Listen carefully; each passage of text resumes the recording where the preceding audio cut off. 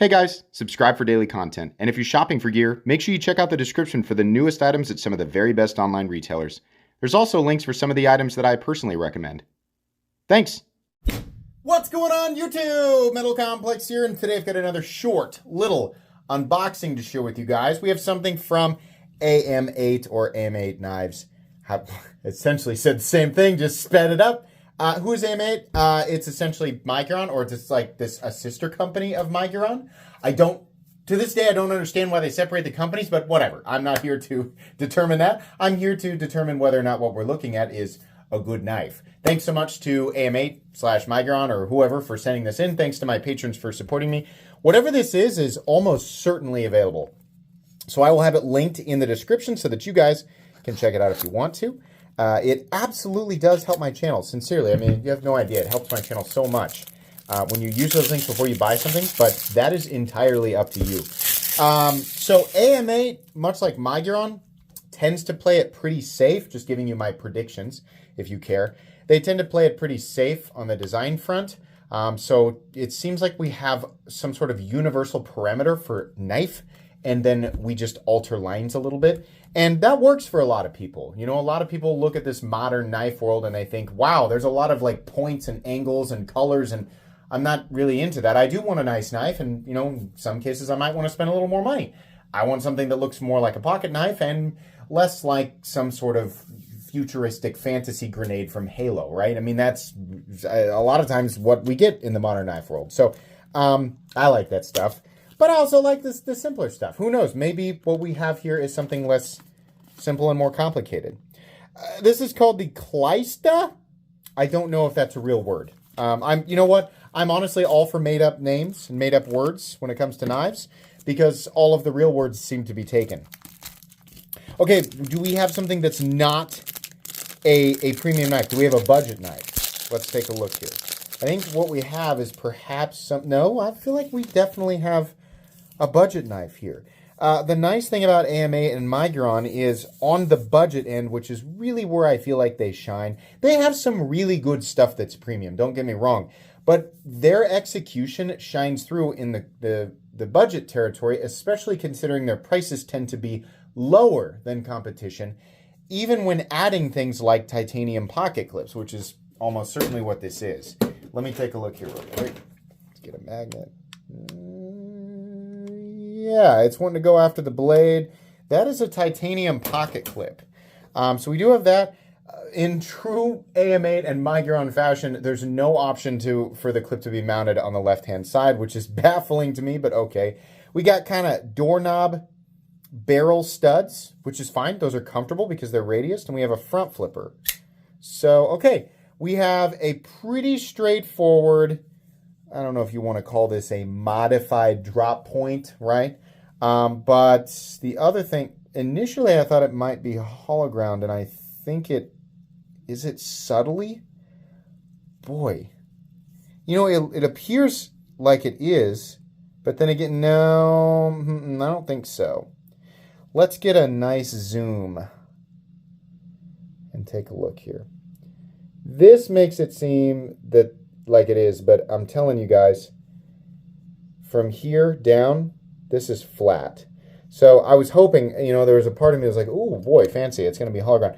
No, I don't think so. I think that's a flat ground blade. But we do have exactly as I assumed, very traditional, very safe, very standard, you know, like the knife profile, right? The handle profile, that's about as classic as it gets. The blade profile, you know, slightly, ever so slightly off the beaten path, but not much.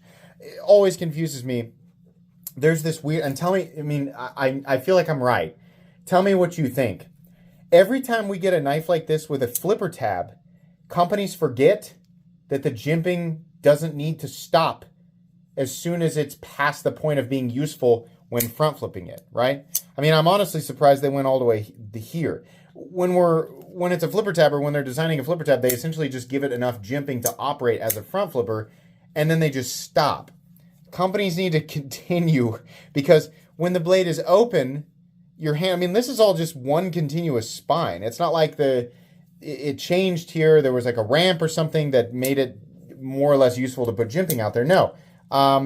it honestly should have just continued. Here's another thing that's a little bit awkward. This thumb stud placement is very, like here it's fine. In the open position, it looks pretty standard. The problem is when the knife is closed, this is lower than what we normally engage with. Now, I mean, like, I'm sorry, it's lower than what would be optimal to engage with. In my opinion, when you have this, you know, this size relative to my hand, which again, it's subjective, right? I mean, it depends on the size of your hand and where you're used to deploying it. Usually, I like the thumb stud to be a little closer to the handle, like not this way, but this way, because my thumb wants to come up here, right? When I have to start from back here, I don't feel like I'm super confident with the leverage. I mean, I can obviously do it, right? How about reverse flicking it? Okay, so the benefit to having it lower, for me at least, is that it's actually easier to reverse flick. So if you like to thumb flick your thumb stud knives, if your hands are about the same size as mine, I wear an XL glove, which is pretty common, right? It's like I always say, I used to pride myself on that until I realized that pretty much everybody I know, most of the men I know have the same size or larger hands than me. But either way, I mean, I'm not making fun of anybody who has smaller hands than me. I'm just saying if your hands are similar size to mine, you're going to have a similar awkward experience deploying this with the thumb. Reverse flicking it, despite me missing it there, I would say it's actually a little easier.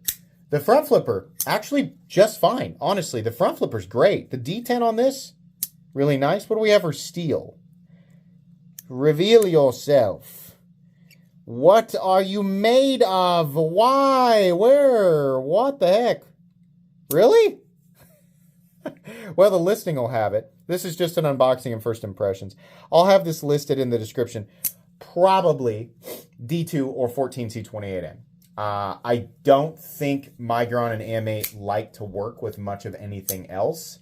I feel like their 14C28N is within the range, you know, that we would expect of, you know, hardness, like HRC for a folding knife. D2 seems to be a little bit on the softer side for them. I wish they'd crank that up just a bit, but we'll see. That would be my guess, though. Despite this not being a hollow ground blade, it is definitely, you know, reasonably thin. I mean, I don't want to say thin. It's reasonable behind the edge. Do I have anything? I'll have to use printer paper today. Paper cut test doesn't really prove anything outside of how sharp the factory edge is. I still want to feel it. Does it want to bite? Not as good as I thought. I'm gonna be honest. It's fine. Like, this is fine. I just thought it would bite a little bit better. This definitely would have benefited from a hollow grind. But it's okay. As you can see here, you know, the factory edge, it's fine, right? It's sharp. You know, the geometry is not going to do you any major favors when you're cutting through like thicker materials that are going to create more friction, but it will definitely do it. I mean, obviously it'll definitely do it. Access to the liner lock is also good, right? The whole thing functions just fine, and it is very comfortable. I think a lot of that is due to the shape and the molding of the pocket clip, which is a little long for me, honestly, but it's okay, right? Ergonomically, it doesn't create an issue. Nice choke up spot there without this having a flipper tab. Definitely a lot of open ergonomic room, so that's fine. Nothing super special here, nothing that we've never seen before. It is a new product, and again, the main highlight here is the fact that it is made by Ameight, or whoever Ameight and Migron's OEM is, right? The fact that it is made by them means that it is very, very high quality, arguably some of the best execution, best, you know, overall quality that you're going to get, dollar for dollar in the budget world. And it's not going to be an incredibly high price tag, right? I mean, that's the benefit there. If you are new to the knife world, right, the budget world isn't always the most interesting, but in 2024, there's never been a better time to buy a knife right around $50. I mean, $50 buys you an incredible knife nowadays versus 10 years ago.